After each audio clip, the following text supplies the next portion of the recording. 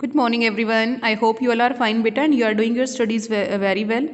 So आज continue करते हैं हम अपने चैप्टर 16 को, that is water. So next है रेनफॉल डिस्ट्रीब्यूशन इन इंडिया. ठीक है, रेनफॉल क्या होता है बेटा?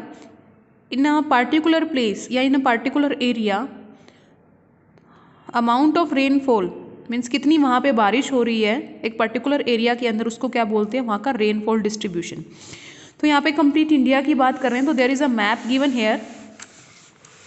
ठीक है, दिस इज़ अ मैप जो इंडिया में एनुअल एवरेज रेनफॉल बताता है.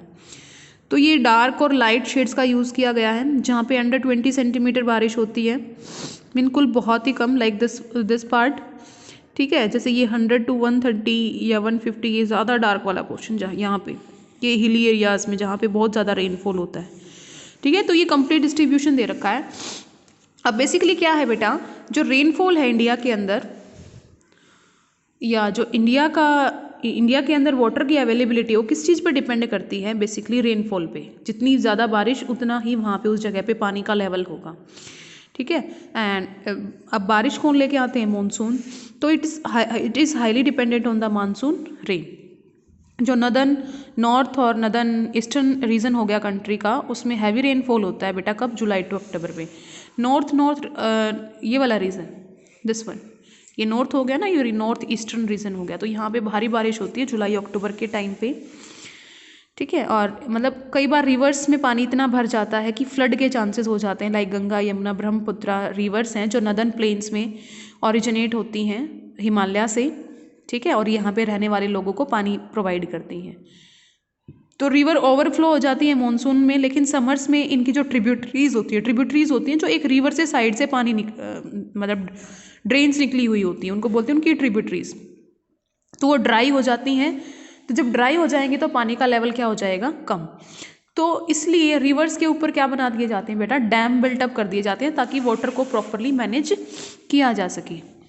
Dams are built to store and manage proper distribution of water. तो डैम्स क्या होते हैं? ऐसे वॉल बना दी जाती हैं, बड़ी बड़ी वॉल्स रिवर के ऊपर, इनके ऊपर गेट्स होते हैं. तो ये पानी के को एक तरफ कंट्रोल करके रखती हैं. जितनी ज़रूरत होती है उतना डिवाइड कर दिया जाता है वाटर को.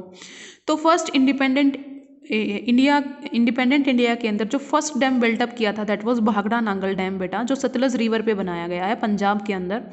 और ये पंजाब और हरियाणा स्टेट में वाटर प्रोवाइड करता है. देन है कॉजेज ऑफ वाटर स्कैरसिटी, कि पानी की कमी के क्या क्या कारण हो सकते हैं. स्कैरसिटी मीन्स कमी. ठीक है, तो ये वो फैक्टर्स हैं जो कुछ गिवन है. फर्स्ट है इंक्रीजिंग पॉपुलेशन. देखो जितनी ज़्यादा पॉपुलेशन उतनी ज़्यादा डिमांड होगी बेटा लोगों की. तो उतनी डिमांड को कंप्लीट करने के लिए वाटर का एक्सेसिव यूज़ होता है, तो that's cause water scarcity. Then increasing industries, जितना ज़्यादा इंडस्ट्री इंक्रीज होगा उतना ज़्यादा क्या है? वाटर का यूज़ होता है, क्योंकि इंडस्ट्रीज़ में भी तो वाटर यूज़ किया जाता है. फिर वो वाटर वेस्ट वाटर बन के वहाँ से निकलता है जिसके अंदर खूब सारे टॉक्सिक मटीरियल होते हैं. ठीक है, तो that cause also water scarcity. Then agriculture activities. अब इंडिया का जो फार्मर है, खाली बारिश से तो काम चलेगा नहीं ना, तो वो क्या करते हैं? ट्यूबवेल्स और रिवर से पानी को ड्रॉ करते हैं. तो इसमें भी क्या है? पानी की कमी हो जाएगी, क्योंकि आज के टाइम पे पानी अंडरग्राउंड वाटर का लेवल भी बिल्कुल डाउन जा चुका है. तो अपनी कमी को लोग पूरा करने के लिए ट्यूबवेल्स बहुत ज़्यादा फीट पर, अंडरग्राउंड में बहुत ज़्यादा फीट पर लगाते हैं, जिससे नीचे पानी की क्या हो गई है? कमी. देन डिफॉरेस्टेशन क्या होता है? पेड़ों की कटाई.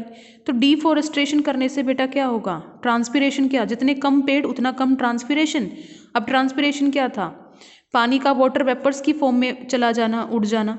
और वही वाटर वेपर्स क्या बनाते हैं? क्लाउड बनाते हैं. तो जब कम ट्रांसपिरेशन होगा तो बारिश भी क्या होगी? कम, क्योंकि बादल क्या बनेंगे? कम. देन नेक्स्ट रीजन है uncontrolled use of technology. Like farmers ने बहुत सी टेक्नोलॉजीज़ का यूज़ करके ऐसे ट्यूबवेल्स लगा दिए हैं जो बहुत सारे वाटर को, अंडरग्राउंड वाटर को यूज़ कर लेते हैं. तो ये भी क्या है बेटा?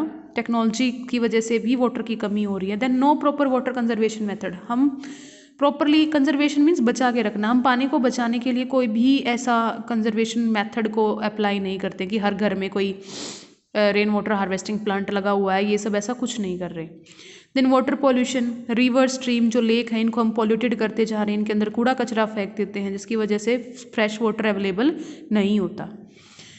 देन नेक्स्ट है बेटा consequences of water scarcity. Consequences का मीनिंग क्या होता है? अफेक्ट. पानी की कमी का अफेक्ट क्या आएगा? तो सबसे पहले ह्यूमंस.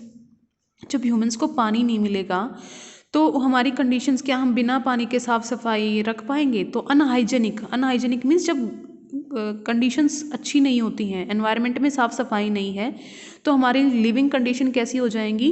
अनहाइजेनिक। और इससे क्या होगा? हेल्थ इश्यूज होंगे, बीमारियां होंगी लोगों को। देन प्लांट्स पे क्या इफेक्ट आएगा बेटा? प्लांट श्रिवल अप होत कर जाएंगे, सूख जाएंगे, विल्टिंग हो जाएगी। विल्टिंग मीन्स पत्तियों का मुरझाना, उनकी ग्रोथ कम हो जाएगी। और उनकी इल्ड होता है, कितनी अमाउंट में हमें कोई चीज़ मिल रही है, दैट इज इल्ड। अब देखो, प्लांट को अपना फूड प्रिपेयर करने के लिए, फोटोसिंथेसिस करने के लिए वाटर चाहिए ना।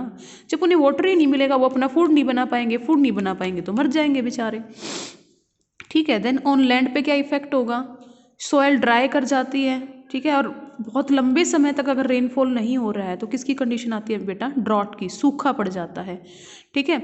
और इससे अल्टीमेटली क्या होगा? जो वहाँ की जो सॉयल है वो किस में कन्वर्ट हो जाएगी? डेजर्ट में। मीन्स प्लांट कहीं ग्रो ही नहीं कर पाएंगे, तो डेजर्ट वाली कंडीशन हो जाएगी। नेक्स्ट है कंजर्वेशन ऑफ वाटर। हम वाटर को कैसे कंजर्व कर सकते हैं? ठीक है। तो वाटर को तो बचाना पड़ेगा अगर हमें अर्थ पे ज़िंदा रहना है। तो एक तो अपनी हाउस होल्ड एक्टिविटीज़, जो भी आपके घर में काम ज़रूरतों को पूरा करने के लिए जो भी एक्टिविटीज़ की जाती हैं, उनको वहाँ पे मतलब कम से कम वाटर को वेस्ट करने की सोचो बेटा। लाइक शावर्स को मत यूज़ करो, बकेट का यूज़ करो नहाते टाइम।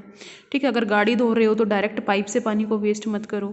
ठीक है। अगर कोई टैप वगैरह लूज़ है तो उसको टाइट करो।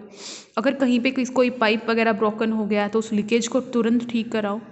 देन रीसाइकलिंग ऑफ वाटर को रीसाइकिल करना सीखो। मतलब एक काम के लिए आपने वाटर को यूज़ कर लिया, उसको फर्दर किसी दूसरे के लिए भी यूज़ कर लो।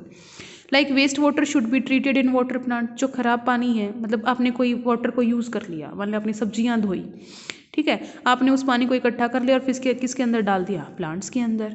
ठीक है। ऐसे ही वेस्ट वाटर को कहाँ पे यूज़ कर सकते हैं? टॉयलेट में फ्लश की जगह।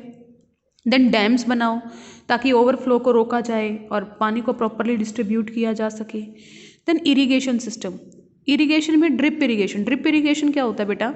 ऐसे मान लो कोई पाइप है, मान लो दिस इज द पाइप, ठीक है, और यहाँ पे ऐसे प्लांट लगे हुए हैं इतने इतने डिस्टेंस पे, ये पाइप जा रही है जो इसको वाटर प्रोवाइड करेगी।